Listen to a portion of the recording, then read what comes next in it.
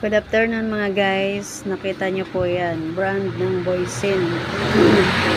Ito naman talaga ang pinakadabis nating brand ng Pintura. 701 flat latex. Ito po yung flat pag ano po ito, pag ilagay sa dingding. Makapitin po yan sa dumi. Kumbaga mahirap po siya matanggal pag yan ang ipintura. Tapos all white lang po.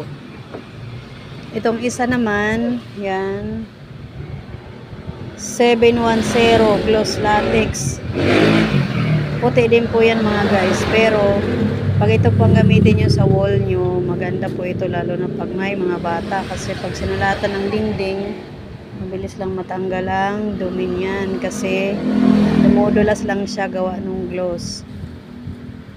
At pag lilinisan po ito sa dingding, limawa, sulat ng ballpen, lapis, tubig lang po, gagamitan lang po ng tela na medyo matalas ang kaunti. Okay mga guys, sa makakakita po sa video na to, available galon at timba.